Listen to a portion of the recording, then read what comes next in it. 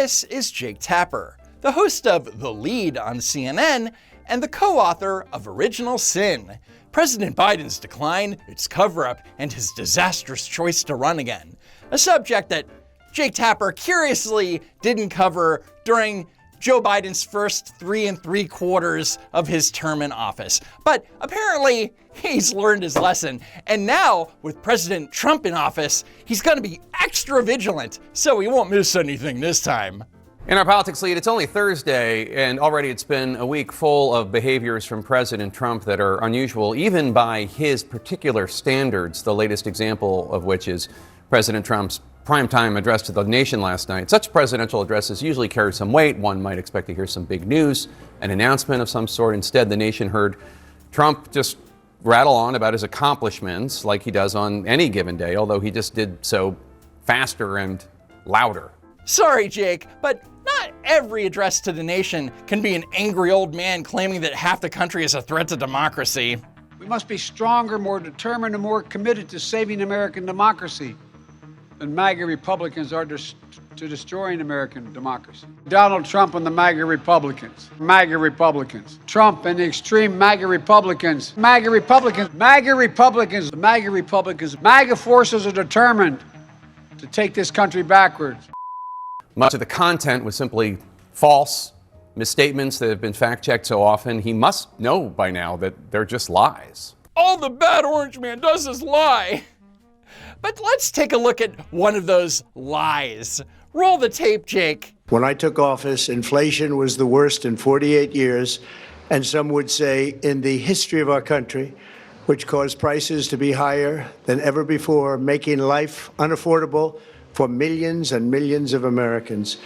So inflation was not the highest in the history of our country when President Trump took over in January 2025. It is true that in 2022, under President Biden, inflation peaked at 9.1%, and that was very high, but it was not the highest ever in the history of our country, and that was 2022. But actually, Jake, President Trump wasn't saying that the inflation rate in January when he took office was the highest in 48 years. What he was referring to was cumulative inflation. In the 4 years of the Biden administration, inflation rose 21.4%. Trump is comparing the inflation under Biden with the inflation that occurred under the Carter administration, which began, wait for it, 48 years ago. And Jake Tapper knows this. God forbid to anyone at CNN, just be fucking honest. On the other hand, when Joe Biden made false claims about inflation, there was very little, if any, pushback.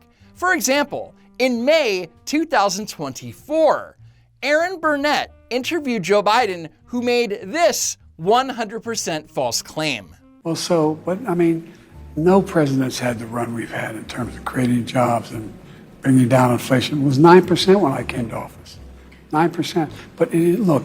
And yet, even though Aaron Burnett is on a so-called news network and surely must have known that 9% inflation didn't occur until a year and a half into Biden's term because she lived through it, there was zero pushback.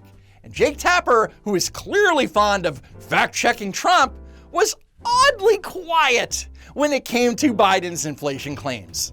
Here, Jake Tapper previewed that Aaron Burnett interview with Biden and could have easily made a quick comment about Biden's bogus inflation claim, but he didn't. You can watch our full exclusive interview with President Biden on Aaron Burnett Out Front. That's tonight at 7 p.m. Eastern, only here on CNN. Let's discuss this. CNN's John King is with us, also Megan Hayes, the former White House Director of Messaging and Planning under President Biden. John, let me start with you. Your reaction to President Biden's economic pitch there.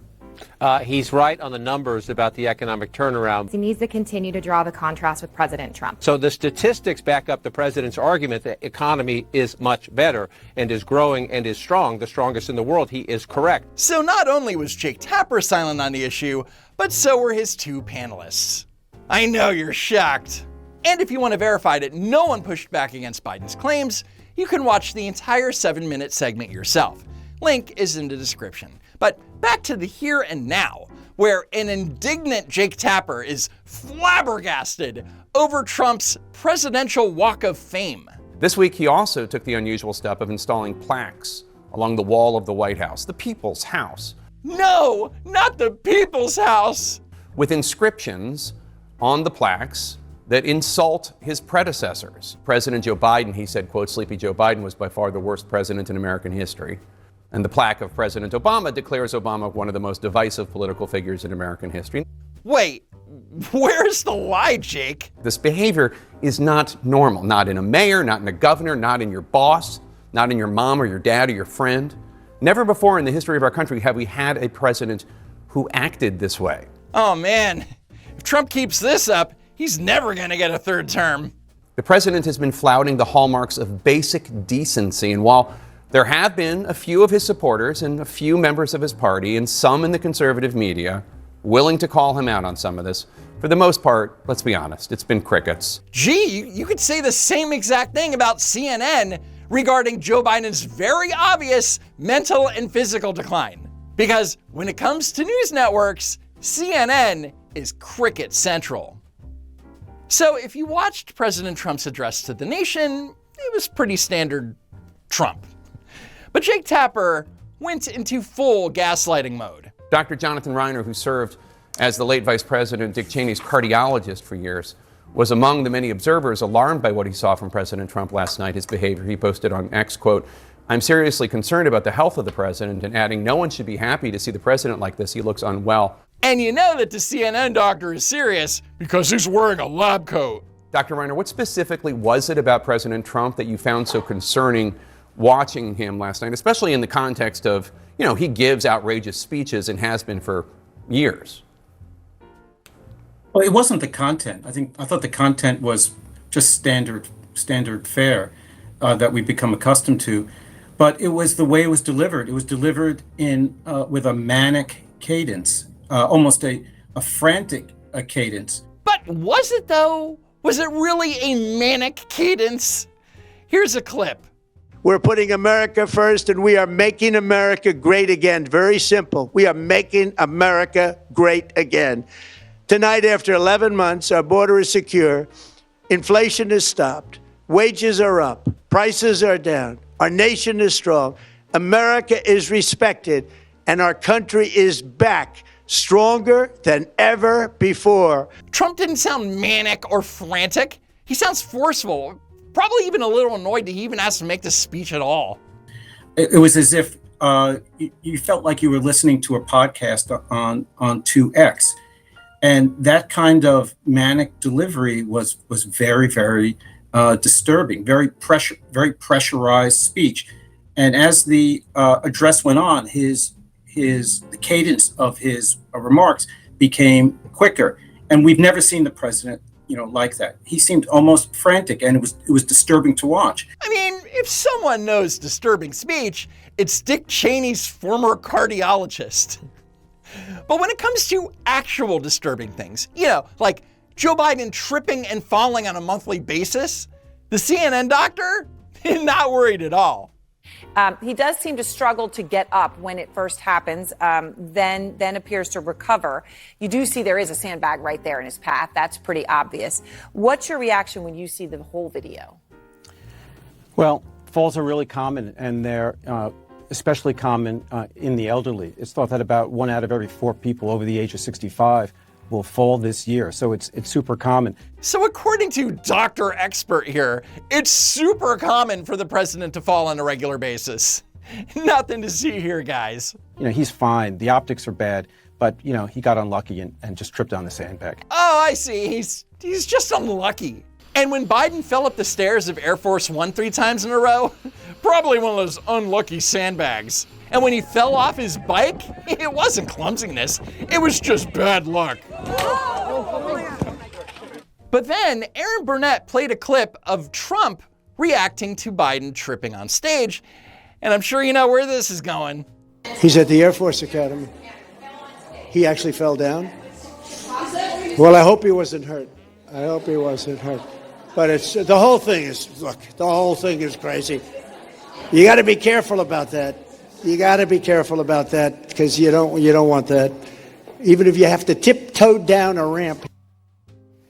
When he's referencing that, of course, Doctor, he's referencing himself, right? He had to walk down a ramp at West Point back in 2020. It was slippery. There was that. He had his own incidents. Wait. Trump walking slowly down a ramp and not falling was an incident. You don't hate the media enough. But back to Joe Biden falling and or tripping for the umpteenth time. Here's CNN doctor to put your mind at ease. Does anything about this warrant the questions that, of course, we're seeing predictably in some quarters about his fitness for office? No, not at all. Look, people have sort of this mistaken opinion that the president is like an astronaut and we're spinning them around in centrifuges to prove their fitness. Comparing basic cognitive function to astronaut training is the ultimate straw man. We didn't need to see him pilot the space shuttle, but it's not too much to ask to have a president be able to successfully locate the exit off of a stage. But what we really ask for is mental sharpness and the ability to carry out the duties of his office. And I think the president has shown that. Biden certainly showed something.